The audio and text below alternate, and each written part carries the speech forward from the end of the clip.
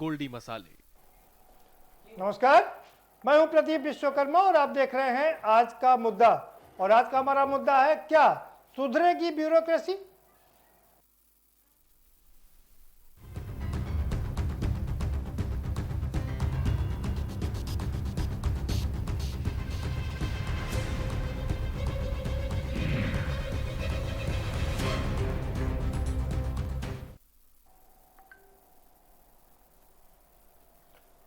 Bureaucracy का अजब गजब हाल है। अभी कुछ दिन पहले ही शिकायत आ रही थी कि अधिकारी फोन नहीं उठाते हैं। इसके बाद मुख्यमंत्री ने स्वयं अपने कार्यालय को निर्देश दिया कि वो सारे अधिकारियों को फोन लगाएं। और उसके बाद इस रियलिटी चेक में रियलिटी निकल करके आ गई। रियलिटी ये कि 4 कमिश्नर ने फोन नहीं उठाया और 25 डीएम ने फोन नहीं उठाया। ना तो उन्होंने स्वयं फोन उठाया, ना फोन उठाने की जहमत की, ना ही उन्होंने अपना फोन किसी दूसरे को देने की जहमत उठाई जिससे कि वो फोन उठा करके जवाब दे सके।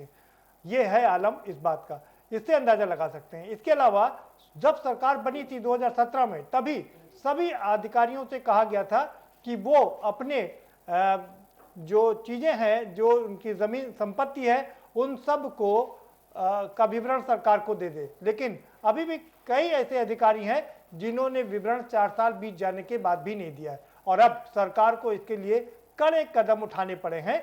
और यही कारण है कि आज 3 आईपीएस अधिकारियों को जबरन रिटायरमेंट दे दिया गया है। अमिताभ ठाकुर उसमें से एक नाम है। 3 लोगों को जबरन रिटायरमेंट दे दिया गया है। अब सवाल ये उठ रहा है कि क्या इससे ब्यूरोक्रेसी सुधरेगी, क्या लगाम लगेगी? और यही हमारा चर्चा का विषय भी है, मुद्दा भी है हमारा। हम इसी पर चर्चा करेंगे। हमारे साथ में खास मेहमानों का पैनल जुड़ा हुआ है, हम उनसे आपका परिचय कराएंगे। लेकिन उससे पहले आपको एक रिपोर्ट दिखा देते हैं। ये रिपोर्ट देखिए, उसके बाद हम चर्चा करेंगे।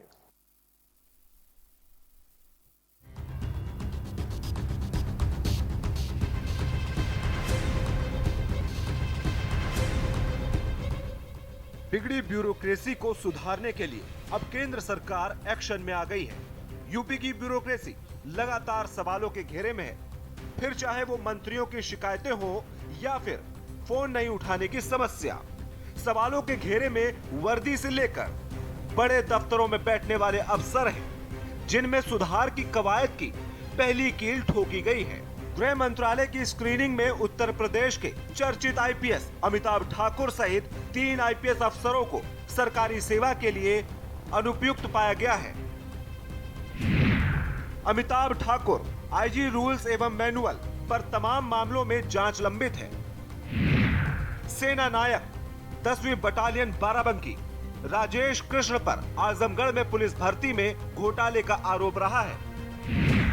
इसके अलावा राकेश शंकर डीआईजी स्थापना पर देवरिया शेल्टर होम प्रकरण में संदिग्ध भूमिका का आरोप था। तीनों आईपीएस पर गंभीर अनियमितता के भी आरोप थे, जिसके चलते तीनों अफसरों पर गाज गिरी है। 17 मार्च 2021 का भारत सरकार के गृह मंत्रालय की तरफ से आदेश जारी हुआ कि अमिताभ ठाकुर लोकहित में सेवा में बनाए रखे जाने के उपयुक्त नहीं है। इस आदेश के क्रम में अब प्रदेश के गृह विभाग की तरफ से उन्हें वीआरएस देने या कहें जबरन रिटायर करने का आदेश जारी हो गया है। बता दें कि उत्तर प्रदेश के अपर मुख्य सचिव गृह अवनीश कुमार अवस्थी द्वारा जारी आदेश के अनुसार गृह मंत्रालय भारत सरकार नई दिल्ली के 17 मार्च 2021 के आदेश द्वारा अमिताभ ठाकुर आईपीएस आरआर 1992 को लोकहित में सेवा में बनाए रखे जाने के उपयुक्त न पाते हुए डीसीआरबी नियमावली 1958 के नियम 16 के उपनियम 3 के अंतर्गत लोकहित में तत्काल प्रभाव से सेवा पूर्ण होने से पहले सेवानिवृत्त किए जाने का निर्णय लिया गया है। अब बड़ा सवाल है कि क्या सरकार के द्वारा लिए गए फैसले से ब्यूरोक्रेसी में सुधार होगा? क्या लापरवाह अफसरों पर तलवार चलाने से अधिकारियों की आंखें खुलेंगी? स्पेशल डेस्क के न्यूज।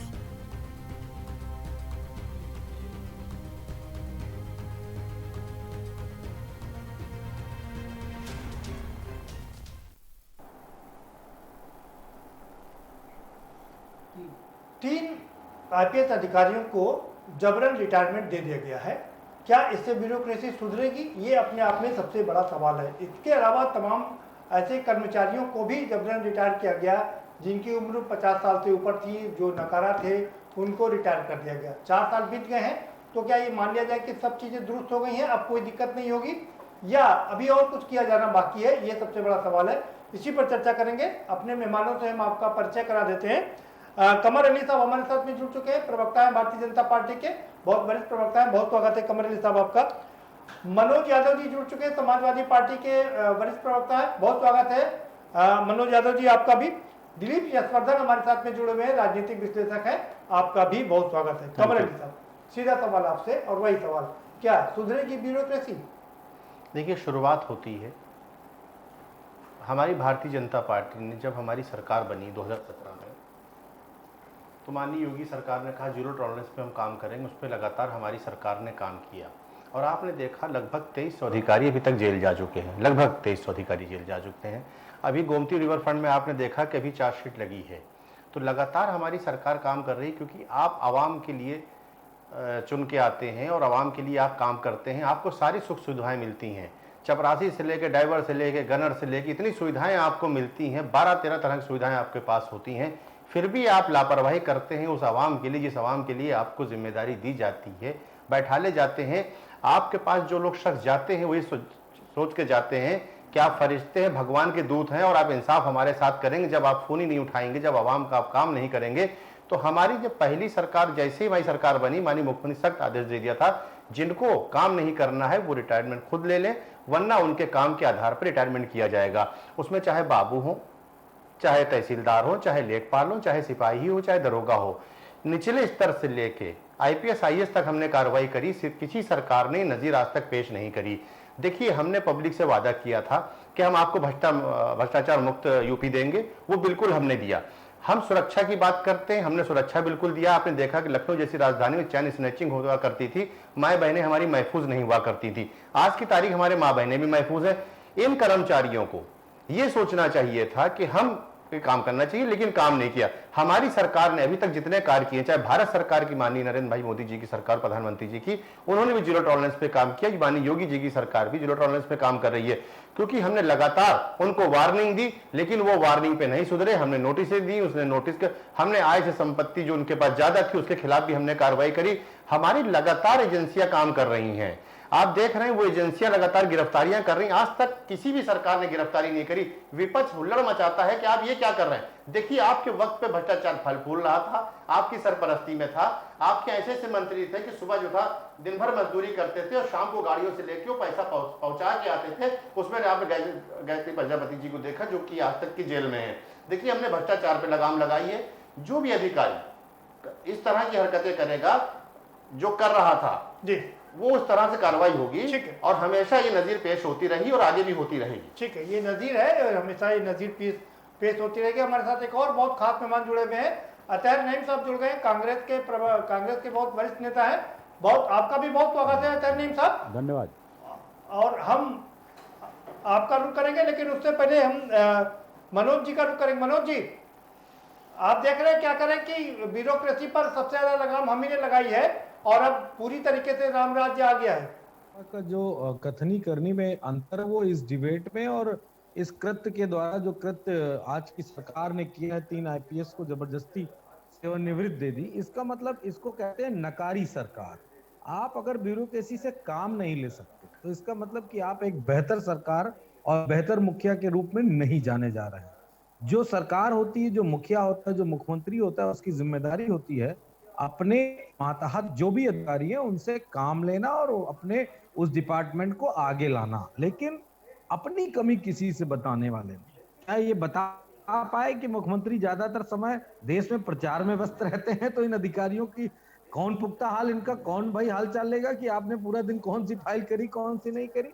आप तो प्रचार में मस्त हैं और अधिकारियों पे आरोप लगा रहे। खैर, उत्तर प्रदेश के अधिकारी शानदार है। भ्रष्टाचार जैसी रूपी बातें, चाहे वो मेरी सरकार हो, इनकी सरकार हो, इससे पूर्व की सरकार हो, देश आजादी के बाद की सरकारें रही, भ्रष्टाचार के आरोप निरंतर हर सरकार पे लगे और अधिकारियों पे लगे। ये कोई विषय नहीं है। अगर विषय होता तो जैसा कि आपने अपने वक्तव्य में कहा, बड़ा आजकल चर्चित चल रही है बात कि ब्यूरोक्रेसी फोन नहीं उठाती विश्वकर्मा जी, और वो भी हमारा फोन, आपका फोन नहीं, मुख्यमंत्री कार्यालय का फोन नहीं उठाती है।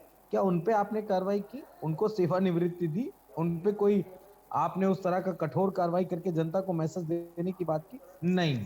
आपने उन लोगों को निश्चित तौर पे थोड़ा सा दिखाने और बताने की कोशिश की जो हो सकता है आपसे कहीं आपके मन का काम ना कर रहे हो, आपसे सवाल जवाब कर ले रहे हो या विभाग की किसी कमी को उजागर करने वाले कर्मचारी रहे हो। कुछ ऐसी बात सामने आ रही है। क्या आपने उन मंत्रियों को अब तक हटाया? कितनी बार आपने चर्चा करी, आपके चैनल ने आई कि कैबिनेट में बदलाव होने जा रहा है, इन मंत्रियों को नई जिम्मेदारी मिलेगी, इनको हटाया जाएगा, चुनावी वर्ष आ गया, अब कौन हटेगा, कौन नया आएगा, वो भी नहीं हुआ। 200 विधायक बैठ गए सरकार के ही खिलाफ विधानसभा में। क्या किसी एक विधायक पे आपने कार्रवाई की? आपने नहीं की। ना आपने कोई मैसेज दिया, उल्टी। और कितने सारे, मैं तो एक बात कहता हूं, वो बलिया वाला विधायक जो इनका है, अब वो पता नहीं क्या क्या बोला करते।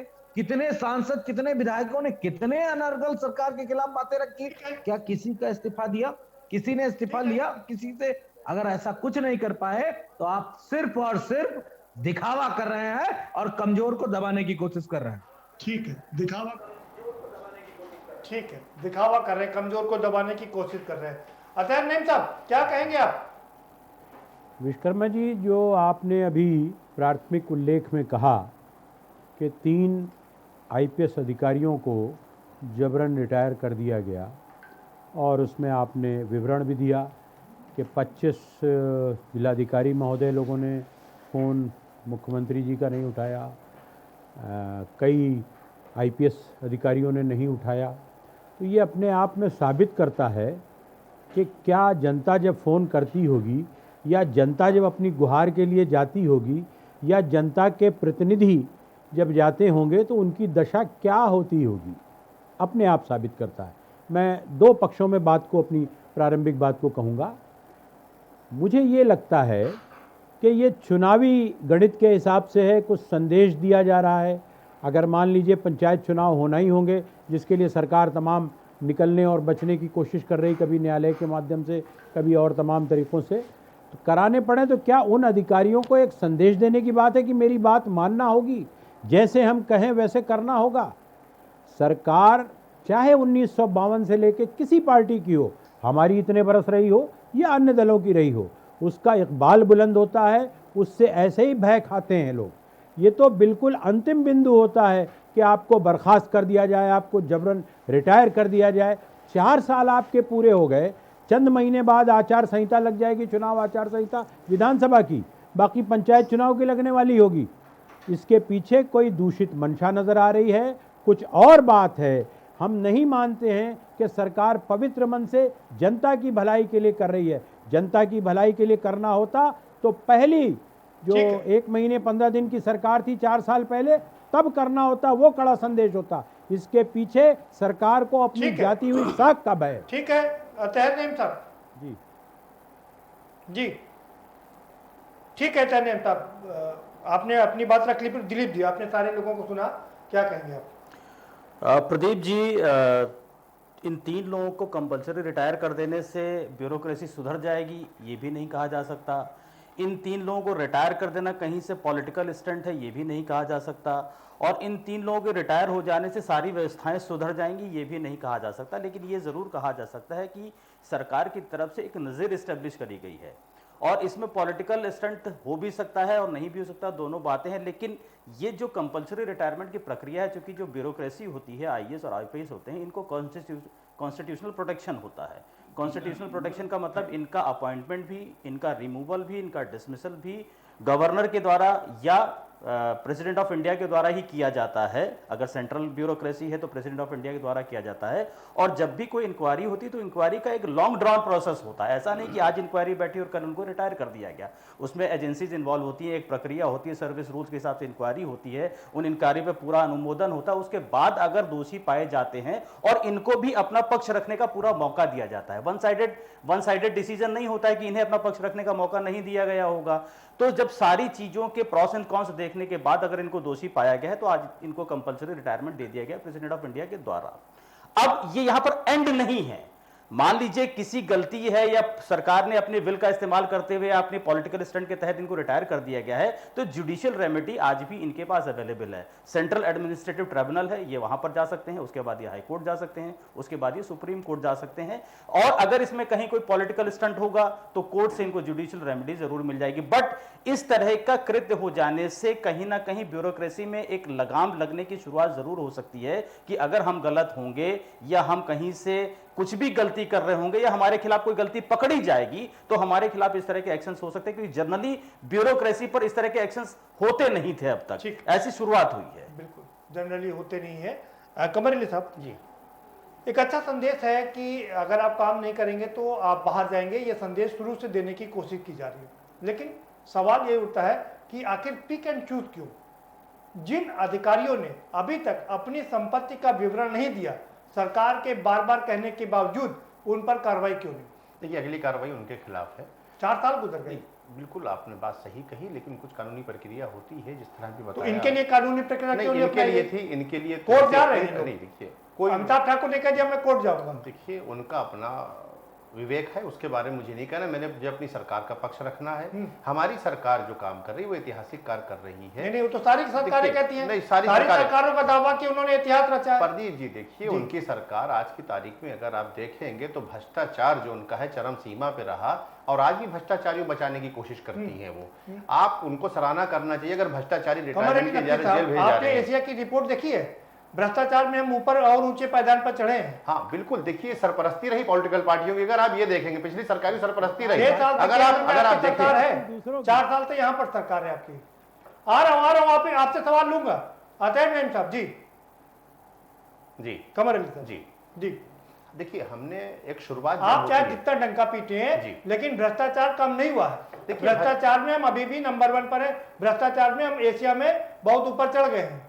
प्रदीप जी ये आपको बात मानना पड़ेगी, चाहे भारत सरकार की हमारी सरकार हो, चाहे यूपी की सरकार हो, चाहे अन्य सरकारें हमारी हो, वहां पे अधिकारी से हमने बिल्कुल सफा कहा है कि आपको काम करना होगा। विपक्ष क्या करता है कि हर चीज में कमी निकाल, हमें आवाम को जवाब देना है। जैसे कि आपने देखा कि 14 हम जीत के आए, हम 17 जीत के आए, हम 19 जीत के आए, 22 फिर हम जीतेंगे, क्योंकि उनको मालूम है, आवाम को मालूम है, आप 24 भी जीतोगे, आवाम को भी जीतोगे, आवाम को मालूम तक नहीं है। आवाम के लिए काम करना पड़ता है प्रदीप जी, आवाम के लिए काम करना पड़ता है। वो अधिकारी अगर चुन के आए हैं, अगर उनको आप ये बता दीजिए, आप जब सत्ता में नहीं थे उससे पहले रिवर बैंक घोटाला और तमाम ऐसे घोटालों की पर्च खोल दी थी यहाँ पर। आपके महाराष्ट्र के तमाम नेता यहाँ आते थे पर्चे खोलने के लिए, उनका अभी तक कोई कुछ हुआ?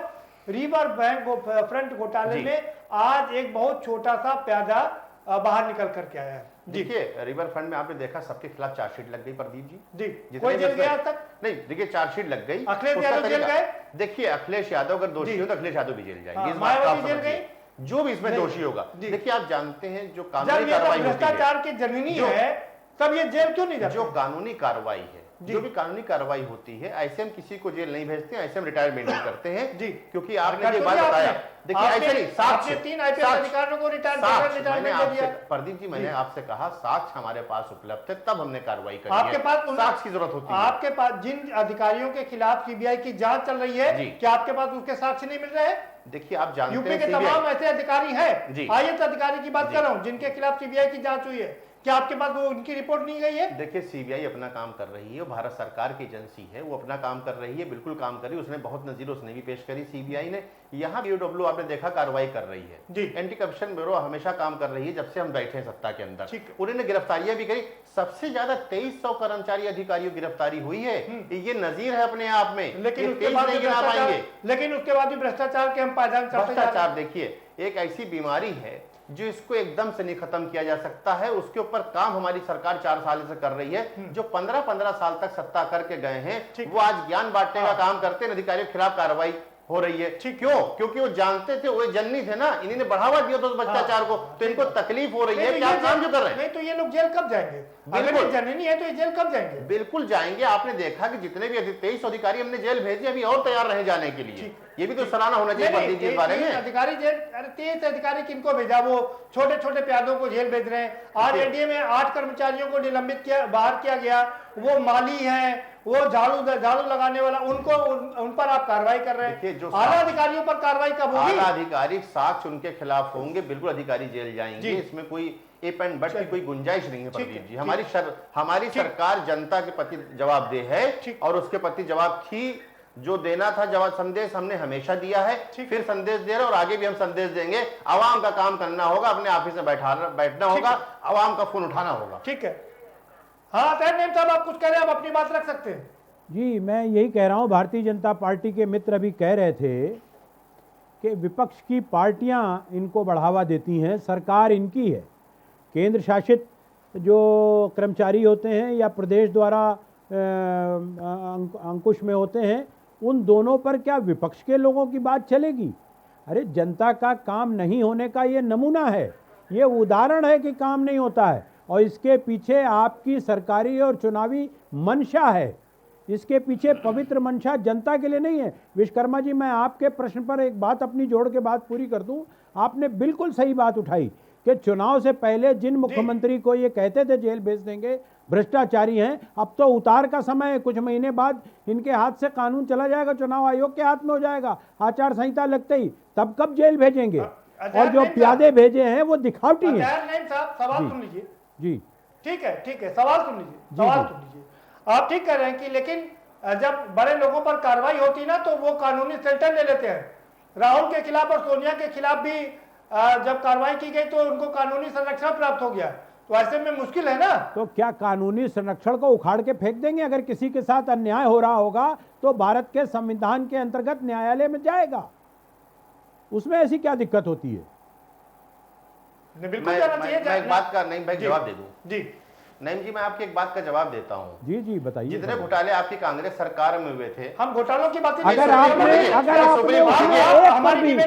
आपने एक पर भी जितने वायदे किए हो, खरे उतरे हो, कार्रवाई की हो, सच्ची कार्रवाई की हो तो बताइए। मैं आपकी परीक्षा लेने को तैयार हूँ, परीक्षा देने को तैयार हूँ। भेजेंगे ना, वो ये परंपरा चली आती है। आप बता दीजिए, आपने एक भी जो आरोप लगाया हो उस पर कार्रवाई सच्ची की हो, अच्छी की हो, निष्पक्ष की हो।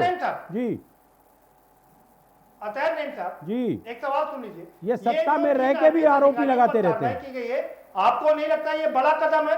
हैं जी? अरे सवाल सुन लीजिए सर। हाँ, जो मैंने प्रारंभिक कहा कि 3 आईपीएस अधिकारियों पर कार्रवाई की गई है। आदरणीय विश्वकर्मा जी, अतैर नेम साहब सवाल तो सुनिए भाई पहले। आप सवाल ही नहीं सुन रहे हैं, क्या आपको आवाज नहीं मिल रही क्या? अरे मैंने सुना, सवाल सुनिए उसके बाद जवाब दीजिए नेम साहब। अच्छा, फिर से बताइए जी। सवाल सुनिए जी, सवाल सुनिए। क्या ये 3 आईपीएस अधिकारियों के खिलाफ कार्रवाई की गई है? आपको नहीं लगता ये मैसेज देने की कोशिश की गई है कि अगर आप काम नहीं करेंगे तो ये उसके परिणाम भुगतने के लिए तैयार नहीं है? यही मैंने प्रारंभिक बात में कहा था कि ये कदम बिल्कुल प्रारंभ में होते हैं। 4 साल बीत जाने के बाद जब समय बहुत कम बचा है, ये करना मंशा को दर्शाता है, ये मैंने कहा था। और मैं नेचुरल जस्टिस नाम की भी कोई चीज होती है ना जी, सुनने का मौका भी तो दिया जाता है। कहाँ सुनवाई हुई? इस केस में हुई या और किसी केस में सुनने का हुई? मौका भी तो दिया जाता है ना सरकार। नहीं, इस केस में क्या कानूनी प्रावधान जितने हैं वो अपनाए गए? वो कोर्ट में जाएंगे, ट्रिब्यूनल में जाएंगे, वो साफ आ जाएगी बात। इसके पीछे आपको आपकी जानकारी के लिए बता दूं जी, ये जो रिटायरमेंट दिए गए हैं वो उत्तर प्रदेश की सरकार ने नहीं दिया है, केंद्र ने लिया, सरकार ने किया है। हाँ, और तो उसके बाकायदा नियम कायदे कानून का पालन किया गया है। केंद्र के गृह मंत्री महोदय ने ही अपनी मंशा के विपरीत पाया होगा, कुछ ना कुछ इसमें सियासी बू है जी, ये मैं कह रहा हूं। जी चलिए ठीक है। मनोज जी, आपकी सरकार के खिलाफ तमाम आरोप लगे थे, रिवर बैंक घोटाले से, रिवर फ्रंट घोटाले से लेकर के जो आपने जेपी सेंटर बनाया था और जो जो चीजें बनाई थी, इतने घोटाले के आरोप लगे थे कि आपकी सरकार चली गई। आपके कितने लोग जेल गए अभी तक? मीडिया आर्काइव में है, आपको भी पता है, हमें भी पता है। और एक्सप्रेस वे की तो कितने दर्जनों बार जांचें हुई हैं, लैपटॉप वितरण का दर्जनों बार जांचें हुई हैं और सब कुछ नहीं पाया गया है। जिस तरीके से रिवर फ्रंट की बात कही गई है, उसकी भी जब जांच होगी निश्चित तौर पे और निष्पक्ष तौर पे होगी तो वो भी सारी चीजें सामने आ जाएंगी। देखिए, बड़ा आसान होता है किसी भी सरकार पे आरोप लगा देना।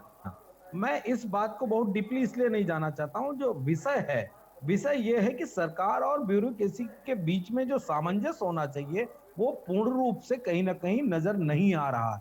कोई भी सरकार बेहतर काम तब कर सकती है जब उसके मंत्रियों में और ब्यूरोक्रेसी में अच्छा तालमेल हो। आपको मैं बता दूं कि जो मेट्रो और एक्सप्रेस वे बन गए, आदरणीय राष्ट्रीय अध्यक्ष जी हर दिन शाम को 7 बजे अधिकारियों से मीटिंग करते थे कि बताइए आज का काम कितना हो पाया।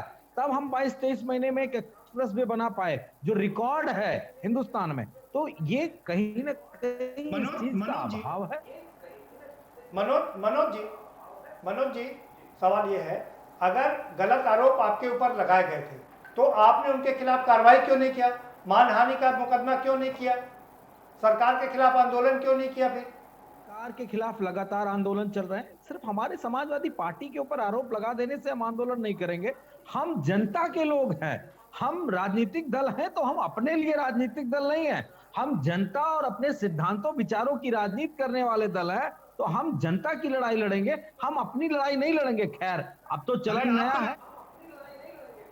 अरे आप पर आरोप लगेंगे, भ्रष्टाचार के आरोप लगेंगे और आप अपनी लड़ाई नहीं लड़ेंगे, ये क्या कह रहे हैं मनोज जी? इसके लिए अदालतें हैं, जांच एजेंसियां, उस पर हम कोई आंदोलन नहीं करने वाले। हम बिल्कुल स्पष्ट बता दे रहे हैं, सरकार जांच करा ले, क्योंकि कोई जांच अधिकारी हम नहीं हो सकते विश्वकर्मा। नहीं, इसका मतलब आप पर आरोप सत्य थे क्या? आप पर जो आरोप लगाए गए थे वो सच थे क्या? अधिकारी बताए ना, अगर सच होते तो 4 साल में हम जेल में होते। हमारे काम के आधार पे जितने आरोप लगे। मैं जवाब दे दूं इस बात? हाँ मैं ठीक जवाब बात देता हूं। है। ये कमर नकवी साहब बताएंगे आपको कि आप जेल क्यों नहीं गए। जी कमर अली नकवी। देखिए गायत्री प्रजापति, मुझे लग रहा है भूल नहीं, याददाश्त मनोज जी की बढ़ा दूं। आप ही के सरकार के मंत्री अभी तक जेल में है। वो गोमती रिवर फ्रंट में जो अधिकारी के खिलाफ चार्जशीट लगी है वो भी आप ही की सरकार में थे। एक्सप्रेसवे की आप बात करते हैं, उसमें भी कार्रवाई चल रही है, उसमें भी आपके सामने आ जाएगा।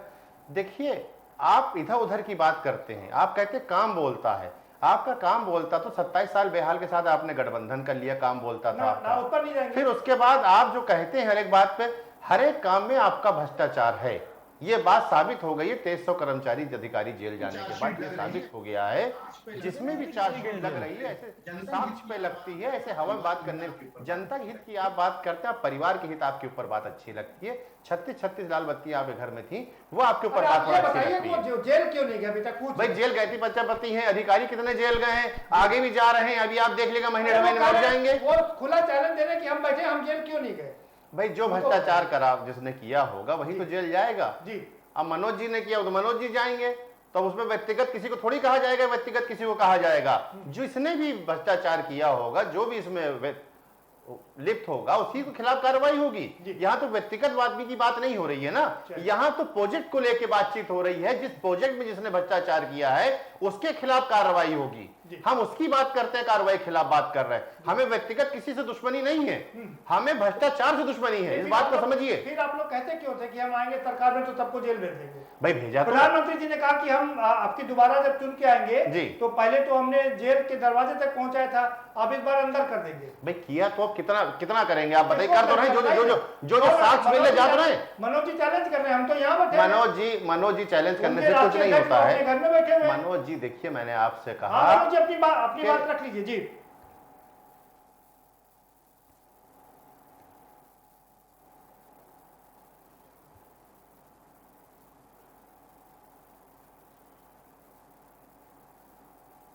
जी मनोज जी अपनी बात रख सकते हैं आप। हेलो, लगता है मनोज जी तक आवाज नहीं पहुंच पा रही। इसी बीच वक्त एक छोटे से ब्रेक का चला है, एक ब्रेक लेंगे और ब्रेक के बाद आएंगे तो चर्चा के सिलसिले को आगे बढ़ाएंगे। सबसे बड़ा सवाल यही है कि चाहे कुछ हो, लेकिन क्या ये जो आज कदम उठाए गए हैं उनसे क्या जो ब्यूरोक्रेट हैं उनके मन में एक डर होगा, एक दहशत होगी कि अगर हमने कोई गलत काम किया तो हमारा भी हस्त्र यही होगा? ये सबसे बड़ा सवाल है। लेकिन सवाल ये भी खड़ा होता है कि एन चुनावी वक्त में ये प्रक्रिया क्यों, इससे पहले क्यों नहीं सब कार्रवाई की गई, जिससे कि अब तक बहुत सारे परिणाम प्राप्त किए जा सकते थे। फिलहाल वक्त एक ब्रेक लेंगे, ब्रेक के बाद आएंगे तो चर्चा के सिलसिले को आगे बढ़ाएंगे।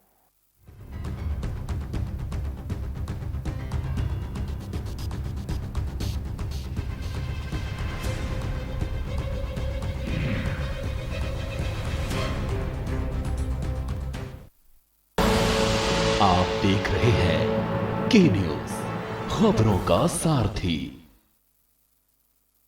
मिलकर कदम उठाएं और नए कल की ओर बढ़ें। LIC प्रस्तुत करते हैं पुरुषों के लिए आधार स्तंभ व महिलाओं के लिए आधारशिला योजना। 75,000 से 3 लाख रुपए तक की बीमा राशि। अधिक जानकारी के लिए निकटतम LIC शाखा से संपर्क करें। खुदी को आजमाया है तो ये अंदाज आया है, खुदी को आजमाया है तो ये अंदाज आया है। तुम में भी मैं हूं, शुद्ध प्लस पान मसाला। आप देख रहे हैं के न्यूज, खबरों का सारथी।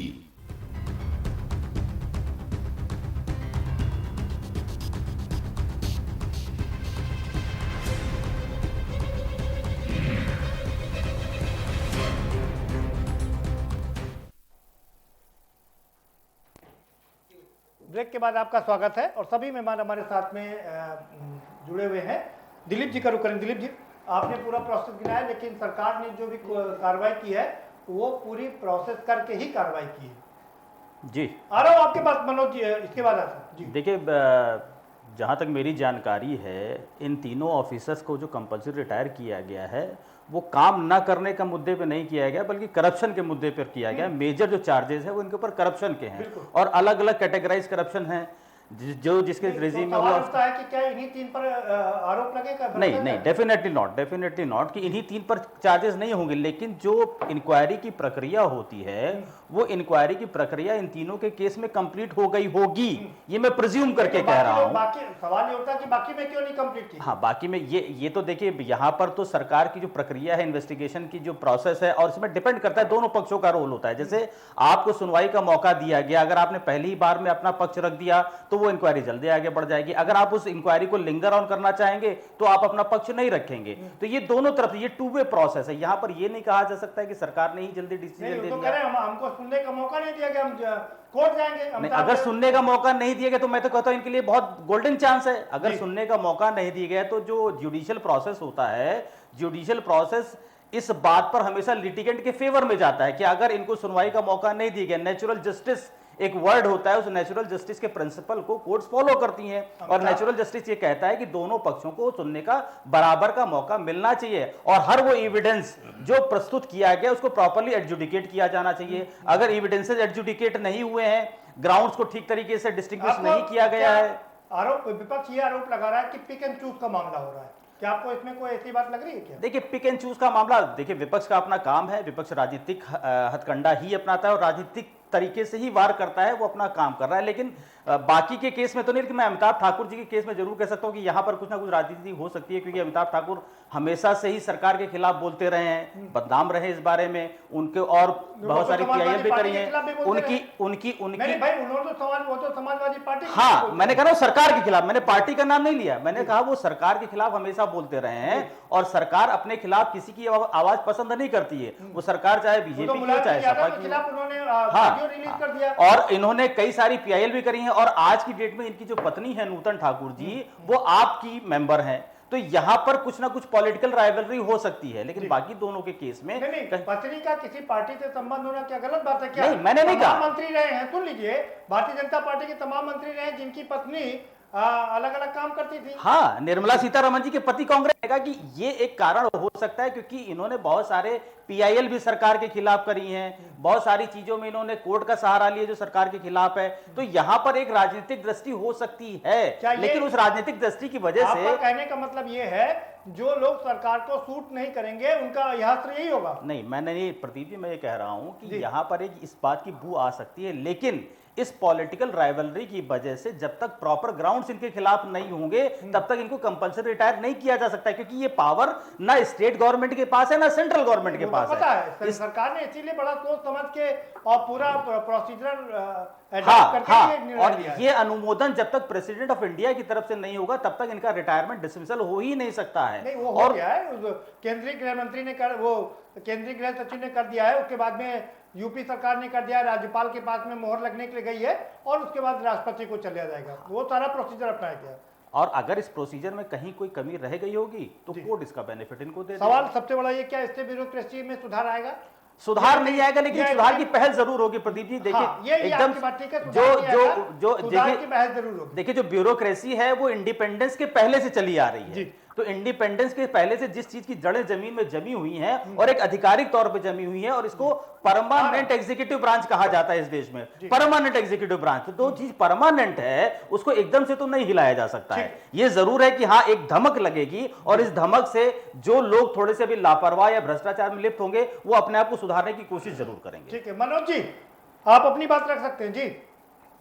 मैं बड़ा हतप्रभ हूँ इस डिबेट में। हो सकता है मेरा नॉलेज इतना ज्यादा ना हो, तो काफी अनुभवी लोग हैं, लेकिन मेरा सवाल मेरे मन में एक आया है, उस सवाल का जवाब मैं इस पैनल पे बैठे लोगों से जरूर चाहूंगा। अभी दिलीप जी ने कहा कि इन पे ना काम करने के कोई चार्जेस नहीं, इन पे करप्शन के चार्जेस, जो अधिकारियों को जबरदस्ती रिटायरमेंट दिया गया।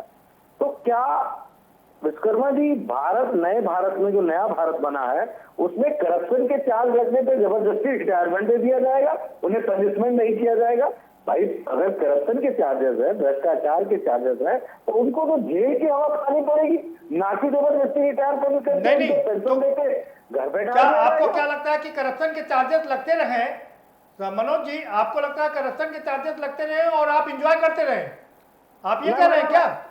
मैं कह रहा हूँ अगर करप्शन के चार्जेस है तो उनके ऊपर कार्रवाई होनी चाहिए, उनको जेल जाना चाहिए।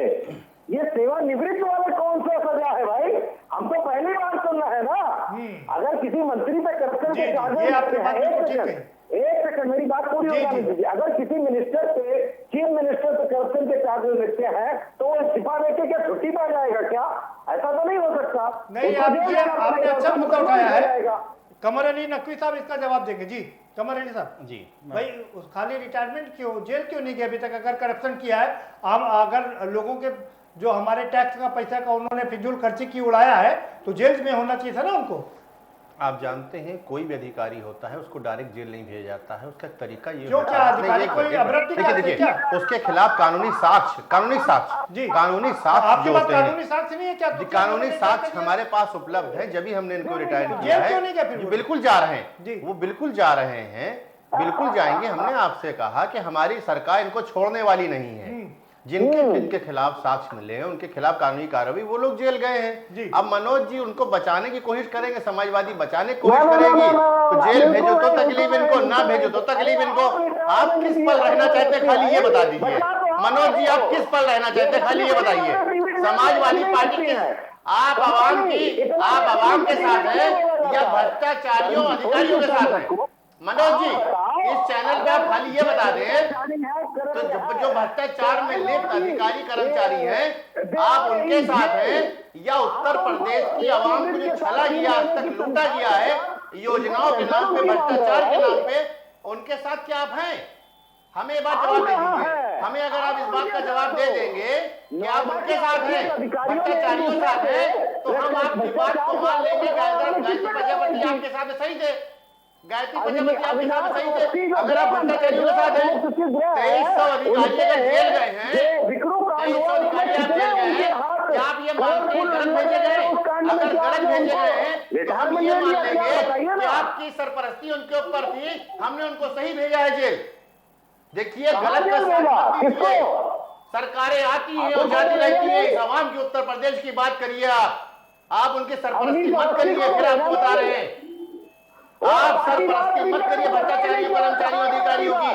अगर आप करेंगे, उत्तर प्रदेश की जनता ने आपको उखाड़ के फेंक दिया 2017 में, 19 में आपका क्या हाल किया है आपको मालूम है, 22 में उत्तर प्रदेश जनता आपकी क्या हाल करने जा रही है आपको मालूम है। आप भ्रष्टाचार मत बढ़ावा दीजिए। फिर समझा रहे हैं भारतीय जनता पार्टी उन अधिकारियों, कर्मचारियों के खिलाफ, नेताओं के खिलाफ कार्रवाई बिल्कुल करेगी जो भ्रष्टाचार में लिप्त थे, जिनकी आय से अधिक संपत्ति थी, उनके खिलाफ कार्रवाई होगी। आप लोग बड़ा समाजवाद का करते हैं, परिवारवाद की बात करने वाले आज की तारीख में ये बताते हैं कि वो अधिकारी जिनको हमने जेल भेजा वो अधिकारी सही थे। वाह भाई वाह, समाजवादी, कहीं समाजवादी, इस तरह की समाजवादी, ऐसी समाजवादी आपकी पार्टी है, कहाँ समाजवाद है? देखिए हर नागरिक को सुरक्षा मिलना चाहिए, योजनाओं का लाभ मिलना चाहिए। अधिकारी जो भ्रष्ट उनको जेल भेजना हमारा काम है। आप सराहना करिए, जैसे माननीय शिवपाल यादव जी ने सराहना करी है लोकसभा में, हमारी तारीफ हो रही है। जैसे कि आपने मुलायम सिंह जी ने तारीफ करी लोकसभा में, मालूम है आपको, उनका सपना था मुलायम सिंह जी का प्रधानमंत्री नरेंद्र मोदी जी बने, ये उनका सपना पूरा हुआ। इसे कहते हैं नेताजी। ठीक है भाई, ठीक। शिवपाल जी ने जैसे तारीफ करी, इसे कहते हैं नेताजी। बात को समझिए आप, आपके लोग तारीफ कर रहे हैं आज भाजपा सरकार की, चाहे केंद्र की हो चाहे उत्तर प्रदेश की हो। मनोज जी रुकिए भाई, आप दोनों की बात हो गई तो बात बड़ी बिल्कुल साफ है। मनोज जी ने सीधा सवाल किया कि जेल क्यों नहीं गए। कमर साहब कह रहे हैं कि वो जेल जाएंगे, आज नहीं तो कल जाएंगे, लेकिन सवाल ये उठा कि आखिर कब जाएंगे। अतः नेम साहब, क्या लगता है कि ये 3 जो ब्यूरोक्रेट हैं, इनको जबरन रिटायरमेंट देने से लोगों में दहशत तो बनेगी ही ना कि अगर हमने काम नहीं किया या हमने भ्रष्टाचार किया तो हम समय से पहले रिटायर कर दिए जाएंगे। मैं आपके इस प्रश्न का तो उत्तर दूंगा ही दूंगा, लेकिन उसके साथ अपनी बात को पूरी करने के लिए बहुत कम समय चाहता हूँ। देखिए, जनता क्या चाहती है कि भ्रष्टाचार बिल्कुल ना हो, और ऐसा इस सरकार ने वायदा भी किया था। लेकिन जनता भी महसूस कर रही है, और सारी रिपोर्ट्स, अभी आपने भी यही फरमाया कि भ्रष्टाचार में बहुत बढ़ोतरी हो गई है। इस लेवल का अधिकारी, ये कोई अर्दली या चपरासी तो थे नहीं, इस लेवल का अधिकारी यदि भ्रष्टाचार में निलंबित कर दिया जाए या रिटायर कर दिया जाए, इससे दर्शाता है कि क्या स्थिति है इस सरकार की। नंबर 2, आपने कहा कि क्या भय लगेगा अधिकारियों कर्मचारियों को, ब्यूरोक्रेसी को। सच्चाई ये है विश्वकर्मा जी कि इस सरकार से सारे देश का, उत्तर प्रदेश का किसान, नौजवान, बेरोजगार, आम इंसान, ब्यूरोक्रेसी, कर्मचारी सब दुखी हैं। सुन लीजिए थोड़ा समय के साथ न्याय करिए। सुन लीजिए, सब दुखी हैं। समय आने पर सब बोलेंगे। पर्याप्त दिया हमने शुरुआत में बोलने का। समय आने पर सब बोलेंगे। अरे सवाल जवाब का, अरे कंप्लीट होने, जवाब देना पड़ेगा आपको। अरे कंप्लीट तो होने दीजिए। इससे भय ये आएगा कि अगर हमारी नहीं सुनोगे तो तुम्हें हम जबरिया रिटायर कर देंगे। सुन लीजिए, सवाल सुनिए जी, सवाल सुनिए। सवाल यह है कि मनोज जी ने सवाल उठाया कि अगर ये भ्रष्टाचारी हैं, इनके खिलाफ जांच हो गई तो इनको तो जेल जाना चाहिए। आपको क्या लगता है कि अधिकारियों इनको जेल जाना चाहिए? देखिए, किसी भी भ्रष्टाचारी के साथ कानून सम्मत दंड होना चाहिए, लेकिन जो सत्ता में है सवाल उससे पूछा जाएगा, उसके क्रियान्वयन पर प्रश्न चिन्ह लगेगा। 4 साल बीत जाने के बाद आपकी मंशा क्या है कि ऐसे हमारी मंशा ये कि जेल के शिक्षकों के पीछे है। स्वच्छ सरकार चले, बेदाग चले, लेकिन ये सरकार दागदार है। भ्रष्टाचार बढ़ा कैसे, क्यों बढ़ रहा है, जनता उत्पीड़ित क्यों है, ये मेरा प्रश्न है।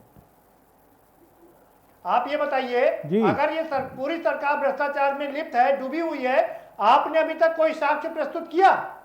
अजी, ये साक्ष्य नहीं है तो और क्या है? इतने बड़े पद के अधिकारी कैसे भ्रष्टाचार में निलंबित हुए? क्या है ये, क्यों हो रहा है? इसकी गहराई में जाने की आवश्यकता है। जबरन रिटायरमेंट हुआ है अख्तर साहब, ये पिछली सरकारों में हुआ सारा भ्रष्टाचार। पिछली सरकारों में हुआ तो 4 साल बाद दिखाई दिया, इनको आते ही दिखाई देना चाहिए ना। अरे जांच करने में टाइम लगता है ना। अच्छा, 4 साल का समय लग गया ये जांच करने में, समझने में, और भाषण और बयानबाजी तो उसी समय थी जैसे अभी कर देंगे। देश की बड़ी सर्विस क्रैक करके वो लोग आए हैं, उनके खिलाफ कार्रवाई करना है तो पुख्ता सबूत भी इकट्ठा करना पड़ेगा। ये चुनावी और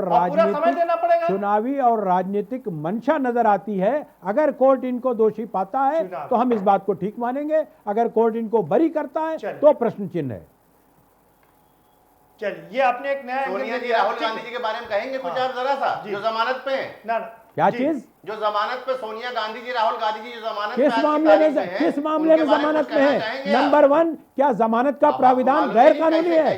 क्या जमानत का प्राविधान भारत में गैर कानूनी है? थोड़ा सा ज्ञान बढ़ा दीजिए। अरे ज्ञान आप बढ़ाइए, पहले बताइए क्या जमानत का प्राविधान भारत में मोदी जी के आने के बाद से गैर कानूनी हो गया?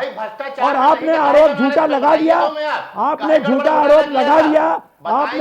आरोप लगा दिया, जमानत नहीं लेगा कोई। आपके पूर्व राष्ट्रीय अध्यक्ष जमानत पे है कि ये साक्ष्य नहीं है, आप हमें ये बताइए। अरे ये साक्ष्य होता ही नहीं है। जमानत का प्रावधान अदालती प्रक्रिया का हिस्सा है, न्याय का हिस्सा है। कानून को समझिए, पढ़िए।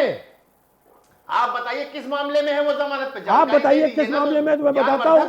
आप बताइए नेताओं का ज्ञानवर्धक समाज किस मामले में आप कहना चाह रहे हैं। आप खोल के बात कीजिए, ढक के क्यों कर रहे हैं? बताइए, क्या किसी हत्या के मामले में है? किस मामले में है? आप जवाब नहीं दे पाएंगे। भ्रष्टाचार के जननी हैं आप। अरे आपने 6-7 साल उधर और 4 साल इधर कार्रवाई क्यों नहीं की? करना पड़ा किसने था रोका आपको? आपकी यूपीए सरकार में, मालूम है आपको? आपको रोका नहीं किसने? जानकारी आपको? वो सारे के सारे जो हमारे सहयोगी दल थे वो कोर्ट से बरी होके आए हैं। आप फैसलों को पढ़िए, सारे हमारे सहयोगी दल के लोग भी कोर्ट से बरी होके आए, हमारा कोई नहीं था। आप जो कहना चाहते हैं राहुल गांधी जी को किस विषय पे, किस मामले में झूठे आरोप लगाना बंद कीजिए। एक सवाल मुझे कमर अली नकवी साहब से करना है। कमर साहब, आपने 2G घोटाला, 3G घोटाला, जीजाजी घोटाला, ये वो घोटाला, सब जी वाले घोटाले कर दिए, दिखा दिए। आपने एक भी अधिकारी को जेल भेजा, एक भी उनके नेता को जेल भेजा? फाइनेंस वित्त मंत्री जेल गए, वापस आ गए, आराम से घूम रहे हैं। कोई नेता जेल में है? देखिए, जमानत पाने का उनको अधिकार है, वो एक अदालत का काम। अभी तो आप जमानत को गलत बता रहे थे, अभी आप कह रहे थे जमानत गलत है, अपराध है। अभी कहा, आप कहा है, मैंने कब गलत बताया? अभी कह रहे थे जमानत पर है तो कैसे है? उनका कानूनी अधिकार है। देखिए, लेकिन आपसे मैंने कहा जमानत किस बात पे? मैंने ये आपने झूठा आरोप लगाया, आपने झूठा आरोप लगाया, इसलिए रुकिए भाई, आपकी जानकारी मैंने बढ़ाने का किस मामले में जमानत? मैंने ये कहा मेरी जानकारी कानून के विषय में पूरी है, जेल में क्यों नहीं है, और आपके झूठ के विषय में। रुकिए भाई, आ रहा हूँ जी। देखिए, हमारी सरकार ने सराहनीय कार्य किया कि उनको शिक्षकों को भेजा जो भ्रष्टाचार में। आप ये बताइए, क्या जब चुनाव आ जाएगा तब जेल जाने की धमकी देंगे? देखिए, धमकी नहीं देने के बाद जेल गए हैं लोग, नजीर पेश करिए। कौन जेल भाई? आपने जब वित्त मंत्री का पूर्ण नाम, ये गृह मंत्री भी वो रहे, जेल गए नहीं गए? बताइए। ऐसे तो आपके यहाँ के तमाम लोग जेल जा चुके हैं। देखिए, भ्रष्टाचार में कोई अधिकारी, हमारे अधिकारियों को हमने जेल भेजा, कोई भी नेता हमारे किया, कोई भ्रष्टाचार में लिप्त नहीं। ठीक है। यशोवर्धन जी ये बताइए कि क्या अतहर नईम साहब कह रहे हैं ये पॉलिटिकल स्टंट है? आपको क्या इसमें राजनीति नजर आ रही है? पहले तो मैं मनोज जी के सवाल का जवाब दे दूं। उन्होंने कहा कि अगर भ्रष्टाचार का मामला है तो उनको जेल क्यों नहीं भेजा गया, कंपल्सरी रिटायर क्यों कराया गया? देखिए, मैंने फाइनल ऑर्डर पढ़ा नहीं, लेकिन मैं बिना देखे जो प्रक्रिया होती है उसके आधार पर इनके बात का जवाब दे देता हूं कि जब भी किसी सर्विस वाले के खिलाफ कोई कार्रवाई होती है तो 2 तरीके से कार्रवाई होती है। एक सर्विस रूल्स के अंतर्गत होती है, दूसरी क्रिमिनल प्रोसीडिंग सेपरेटली चलाई जाती है अगर भ्रष्टाचार का कोई मामला पाया जाता है तो। और जिसमें से जो कार्यवाही पहले पूरी हो जाती है उसके बेसिस पर डिसीजन ले लिया जाता है, लेकिन दूसरी कार्यवाही पेंडिंग रहती है। मान लीजिए इस केस में अगर केवल भ्रष्टाचार और सर्विस रूल्स के अंतर्गत कार्यवाही चल रही थी तो सर्विस रूल्स में कार्यवाही पूरी होने के बाद इनको पब्लिक इंटरेस्ट में नहीं पाया गया और इनको कंपल्सरी रिटायर कर दिया गया, और उसमें ये रिकमेंडेशन 100% होगी कि इनके खिलाफ क्रिमिनल प्रोसीडिंग भी चलाई जाए। अगर पहले से नहीं चल रही होगी तो वो क्रिमिनल प्रोसीडिंग अभी खत्म नहीं हुई है। कंपल्सरी रिटायर कर देने का मतलब ये नहीं कि इनके खिलाफ ये जेल नहीं जा सकते हैं। ठीक बात, बिल्कुल। क्या इसमें कोई आपको पॉलिटिकल गेम नजर आ रहा है? नहीं, मैं प्राइमा फेसिया मैंने अमिताभ ठाकुर जी के को छोड़ करके बाकी के खिलाफ मुझे कोई ऐसा कोई पॉलिटिकल स्टंट नहीं नजर आ रहा है, क्योंकि इनको रिटायर कर देने से सरकार को कोई पॉलिटिकल माइलेज नहीं मिलने वाला है। कोई कहीं किसी तरह का पॉलिटिकल माइलेज नहीं मिलने वाला है कि सरकार के मामले में नजर आ रहा है क्या आपको? नहीं, अमिताभ ठाकुर चूंकि लगातार सरकार के खिलाफ बोलते रहे हैं, सभी सरकारों के खिलाफ बोलते रहते, तो एक न्यूसेंस मटेरियल हो सकते हैं। हो सकता है वो इस इलेक्शन के टाइम पर भी कुछ बोलते, और बल्कि अगर पॉलिटिकल स्टंट होता प्रदीप जी तो अब तो सरकार ने इनको आजाद कर दिया है। पहले तो सरकारी नौकरी में थे, बंधन में थे, लिमिटेशंस थी, नहीं बोल सकते थे, बट अब तो ये रिटायर हो गए, अब तो ये फ्री हो गए हैं। अब तो अगर ये सरकार के खिलाफ बोलना चाहेंगे, सुन लीजिए, आप सरकार के खिलाफ बोलेंगे तो जेल जाएंगे ना। पहले बोलते तो जेल नहीं भेजे जा सकते थे क्योंकि अहम ओहदे पर थे। सवाल दूसरा, मेरा दूसरा सवाल आपसे ये है दिलीप जी कि क्या जब चुनाव आते हैं, मैं किसी एक पार्टी की बात नहीं कर रहा हूं, जब चुनाव आते हैं तब इस तरह की कार्रवाइयां शुरू होती हैं? देखिए, चुनावी कार्रवाई शुरू होती है पब्लिक को दिखाने के लिए भी होती है। ये चुनावी हथकंडा इन ऑफिसर्स के खिलाफ हो ये जरूरी नहीं है, ये पब्लिक को अट्रैक्ट करने के लिए, पब्लिक को एक मैसेज देने के लिए, जीरो टॉलरेंस की जो बात करते हैं, करप्शन फ्री एनवायरनमेंट की जो बात करते हैं, उसको स्टैब्लिश करने के लिए कर सकते हैं। लेकिन इन 3 लोगों के रिटायर कर देने से कोई बहुत बड़ा political mileage Bharatiya Janata party को मिल रहा हो ऐसा मैसेज तो जाएगा ना कि सरकार, हाँ मैसेज जाएगा, मैंने कहा ना कि ये सरकार का मैसेज जाएगा, इसका फायदा सरकार को जरूर मिलेगा। लेकिन ये पॉलिटिकल स्टंट 100% इसलिए नहीं हो सकता है क्योंकि एक ड्यू प्रोसेस होता है। वो ड्यू प्रोसेस या तो पहले से कैलकुलेट करके किया गया था कि इसको हम यहीं पर लाकर के एंड कर देंगे, और इसमें प्रदीप जी अमिताभ ठाकुर को छोड़ करके जब चुनाव आते हैं इस तरह के प्रक्रिया शुरू हो जाती है, क्या कहेंगे? इस तरह की प्रक्रिया पहले नहीं हुई है। 3 आईपीएस को एक साथ रिटायर करने की प्रक्रिया मेरी जानकारी में पहले कभी नहीं हुई है। और नहीं देखिए, भ्रष्टाचार के आरोप लगने शुरू हो जाते हैं ना। हाँ, और ये थोड़े तो बहुत देखिए, कार्रवाई करना भी शुरू हो जाता है। पॉलिटिकल पार्टीज इन चीजों का पॉलिटिकल बेनिफिट उठाना चाहती, इसे नकारा नहीं जा सकता। वो कोई भी पॉलिटिकल पार्टी हो, भारतीय जनता पार्टी हो, यूपीए की गवर्नमेंट हो, सपा हो, बसपा हो, टीएमसी हो, कोई भी हो, चुनाव के समय पर जितना भी चुनावी हथकंडा होता है जिससे पब्लिक का अटेंशन ग्रैब किया जा सके या पब्लिक को यह मैसेज दिया जा सकता है जाए कि हम पब्लिक इंटरेस्ट में काम कर रहे हैं, और पब्लिक इंटरेस्ट में हमें किसी को रिटायर करना पड़े, किसी को जेल भेजना पड़े, किसी को कुछ भी करना पड़े, हमारी सरकार कर सकती है। नहीं, सवाल सवाल यही है कि 4 साल तक कार्रवाई क्यों नहीं की गई? नहीं, अब चुनावी वक्त है, कार्रवाई की जा रही है, मैसेज देने की कोशिश की जा रही है। चुनावी वक्त अभी नहीं है, चुनाव में भी बहुत समय और बड़े बड़े इंसिडेंट्स होते हैं जो चुनाव के आते आते पब्लिक भूल जाती है।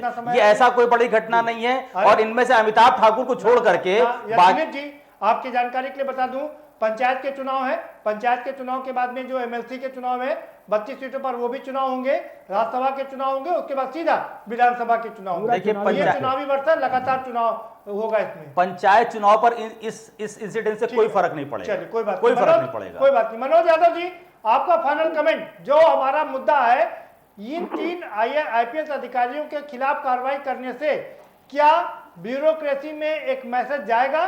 क्या ब्यूरोक्रेसी सुधरेगी? देखिए, इस बात से मैं बिल्कुल सहमति नहीं रखता।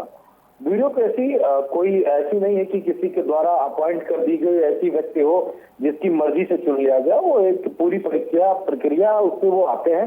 सरकार की जिम्मेदारी, मैंने अपने पहले वक्तव्य में कहा था कि सरकार के मुखिया की जिम्मेदारी होती है कि ब्यूरोक्रेसी से उसको कैसे काम लेना है और कितनी गति से काम लेना है। वो नाकाबिल लोग नहीं हो सकते, बिल्कुल नहीं, इस बात से मैं नहीं मानता हूँ। लेकिन हाँ, एक चलन आया है नया, तमाम आईएएस अपॉइंट किए गए हैं मोदी जी की तरफ से। वो जो तमाम सारे अपने अपने क्षेत्रों के स्पेशलिस्ट हैं, उनको जो एमबीए करके आए हैं तमाम बड़े विश्वविद्यालयों से। लेटरल अपॉइंटमेंट पर बात नहीं कर रहे हैं अभी भाई मनोज जी।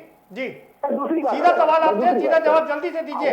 क्या ब्यूरोक्रेसी में अच्छा मैसेज जाएगा? मेरा व्यंग सुन लीजिए, मेरा व्यंग है सरकार से। हो सकता है नरेंद्र मोदी जी का इंटरव्यू लेने वाले अक्षय कुमार सही पिक्चरों में आईपीएस की भूमिका में अच्छा कैरेक्टर किए हैं, तो मोदी जी के मन में आया हो इन 3 आईपीएस को हटा दो और कोई पिक्चर वाला आईपीएस अपॉइंट कर देंगे, जिससे कि इस देश और प्रदेश को चला लिया जाएगा। ये सरकार को ना आता है ना शतरंज आता है। ये सरकार अनपढ़ जाहिर गंवारों की सरकार है। इसके पास कोई ऐसा विजन नहीं है जिससे प्रदेश और अजय नईम साहब, आपका फाइनल कमेंट। जी विश्वकर्मा क्या जी, ब्यूरोक्रेसी में मैसेज जाएगा? देखिए, ये सरकार अपने कार्य के धरातल पर असफल होने के लिए नित्य नए पर्दे डाला करती है। ये भी उसका एक हथकंडा हो सकता है। अगर सरकार ब्यूरोक्रेसी पर या राज्य कर्मचारियों पर अच्छी नीयत से ठीक करना चाहती तो शुरू की ही मीटिंग में हो जाता या बार बार विभागीय मीटिंगों में हो जाता। इसमें कोई ना कोई अंदर की बड़ी बात है।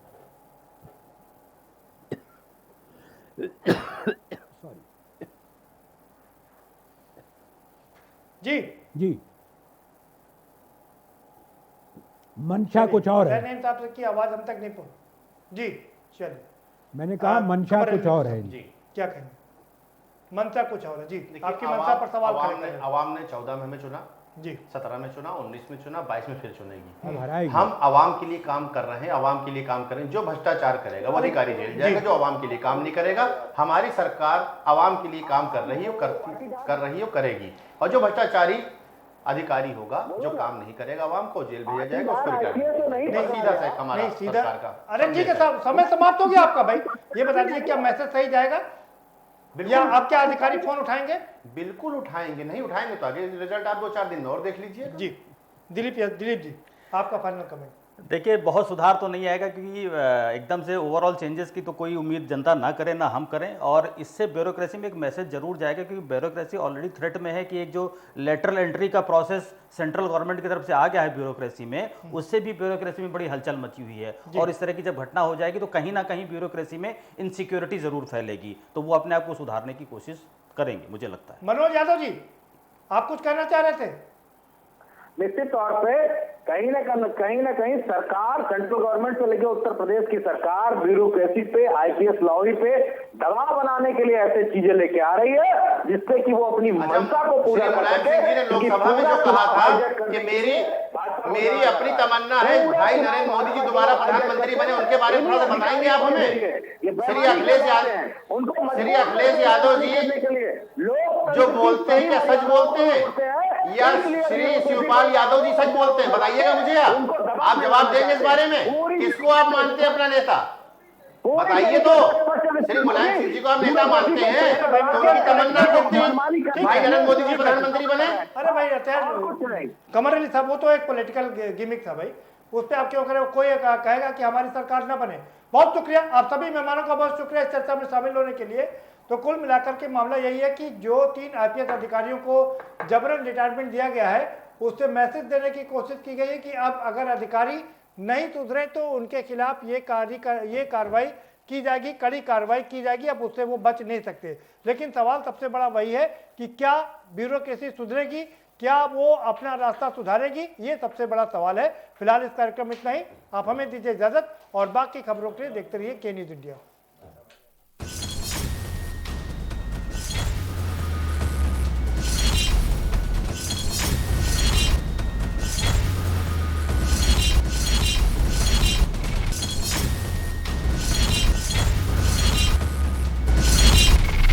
इस कार्यक्रम के प्रायोजक हैं गोल्डी मसाले।